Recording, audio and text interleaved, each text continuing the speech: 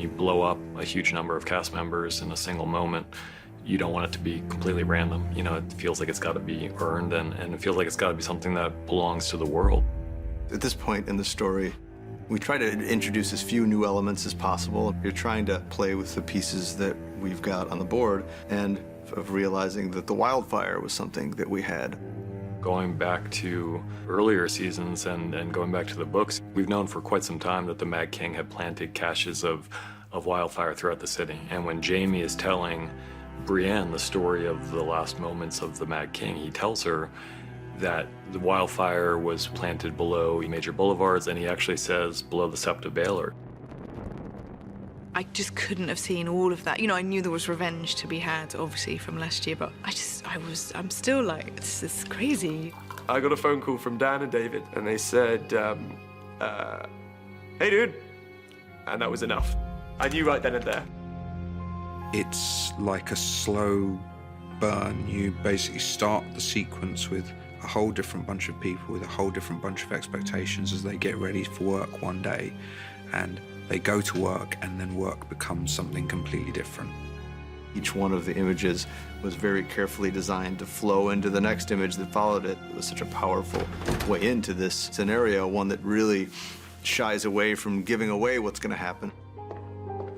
Marjorie's carved a career out of being occasionally one step ahead and occasionally one step behind Cersei. There's something wrong.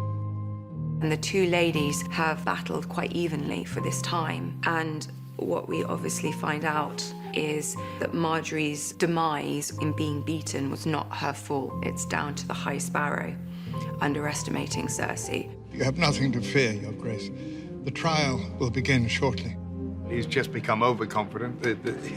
What he's doing is in the forefront of his mind, and he doesn't really suspect that anyone's going to undermine him. The ultimate dramatic moment in that sequence is when Marjorie turns to the High Sparrow. You end on a big close-up of Jonathan Pryce's face, who is so expressive and can say so many things with so little, and you can see just the second before the whole place blows up that he goes, oh shit. We have yet another awesome scene in the Sept filled with extras in a very grandiose, ceremonial situation, and for once I'm not getting married. Let me through. Let me through.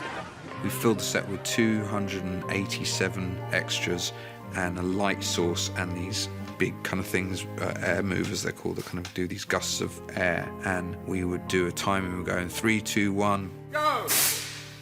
And then everybody fell back. So that was as close to exploding as we got, but a majority of it, 99% of it, will all be visual effects.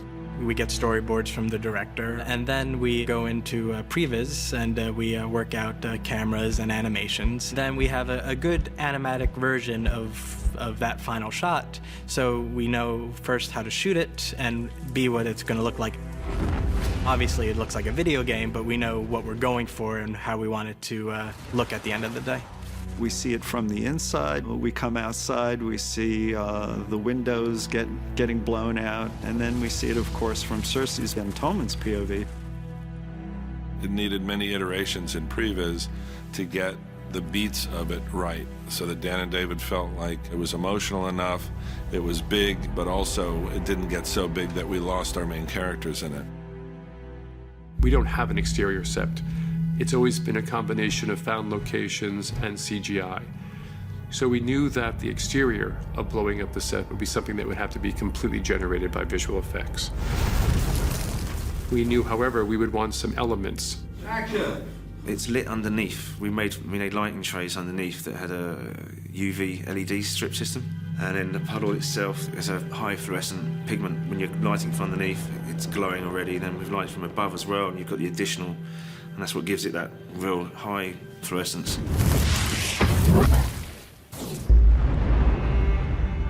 It's like this pure enjoyment of wiping out all of them. She has a plan. She executes that plan flawlessly, apart from one major wrinkle.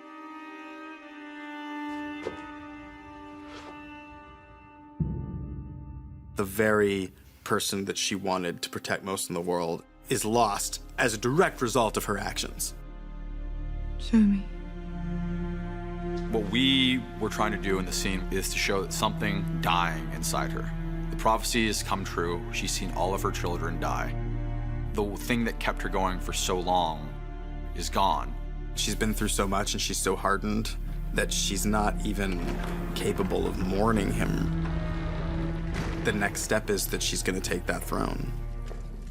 Now you have this woman who, I don't know if it's crazed, I think it's just empty, which is probably more dangerous. She finally gets her heart's desire, the Iron Throne.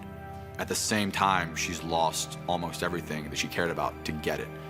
And there's that look between her and Jaime, which is enigmatic and which hints at season 7 drama to unfold. But she is, at the end of season 6, colder and stronger and Queen of the Seven Kingdoms. Long may she reign. Long may she reign. It's tough, you know, it's like the Red Wedding. It's tough to say goodbye to a lot of actors that we've been working with for quite some time. Whether the ones that we've been with since season 2 or, you know, Jonathan Pryce, who just came to us last year, but has become one of our favorite actors so quickly. I hope it's not a waste that I've learned all 500 names of everybody I've worked with. It is a great, great production to be involved in. I won't be able to say thank you to all of you, but I've had a wonderful, wonderful time. Thank you. Thanks. It's been very personal, which the best ones are, I think. So I'll miss Lancel. I'll miss him a lot. Once you've been a part of the circus and the madness and the joy that is Thrones, you are always a member of the family. The rose has been uprooted.